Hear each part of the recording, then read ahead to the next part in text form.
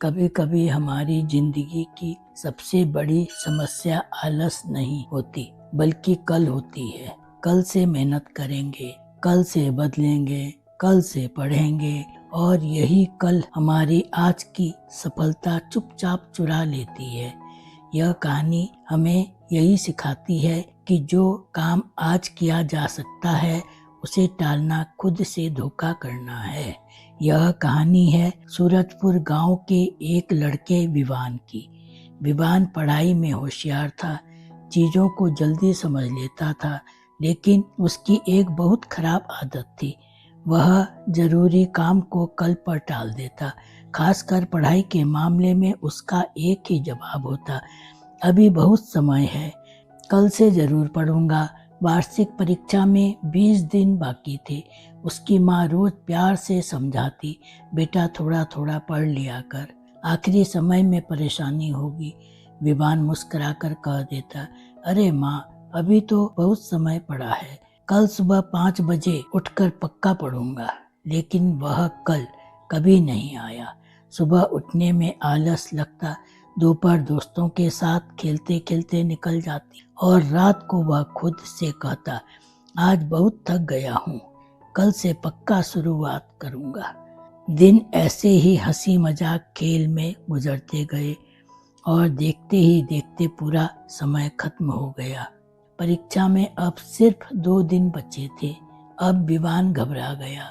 उसने सोचा कि रात भर जागकर पूरा सिलेबस खत्म कर दूंगा। जैसे ही उसने किताब खोली, उसे एहसास हुआ कि उसने पूरे साल पढ़ाई को कितना हल्के में लिया था।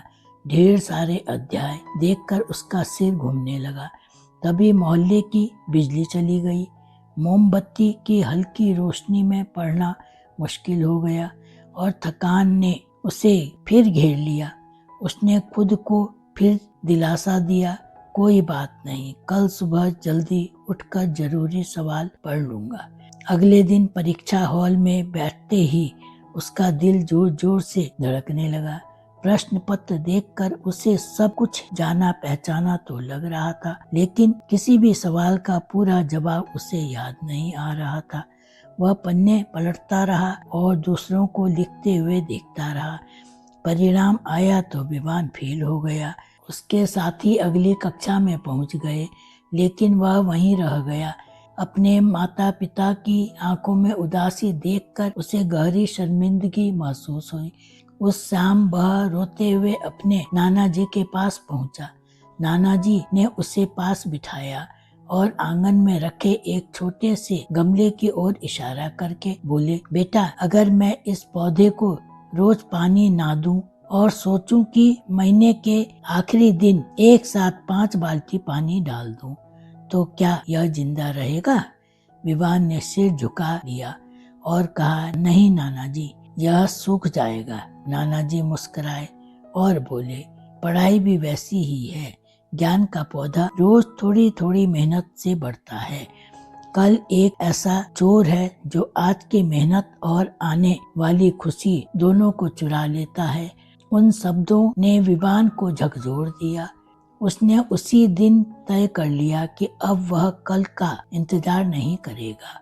उसने अपने कमरे की दीवार पर एक बड़ा सा चार्ट लगाया, जिस पर लिखा था, कल कभी नहीं आता, जो है वही आज है। अगले साल विवान बदला हुआ था। जो भी स्कूल में पढ़ाया जाता वह उसी दिन घर आकर दोहराता। धीरे धीरे पढ़ाई उसके लिए बोझ नहीं रही, बल्कि आदत बन गई। साल के अंत में वही विवान जो कभी फेल हो गया था, पूरे जिले में अव्वल आने लगा। दोस्तों, यह कहानी हमें याद दिलाती है कि सफलता किसी एक दिन की मेहनत से नहीं, बल्कि रोज की छोटी छोटी कोशिशों से बनती है। अगर आप आज ईमानदारी से मेहनत कर रहे हैं, तो कल अपने आप बेहतर बन जाएगा। याद रखिए, सपने कल से नहीं, आज से पूरे होते हैं। ऐसी ही प्रेरणादायक कहानियाँ हर दिन सुनने के लिए वीडियो को लाइक और शेयर करें, और हमारे चैनल को सब्सक्राइब करना न भूलें। धन्यवाद।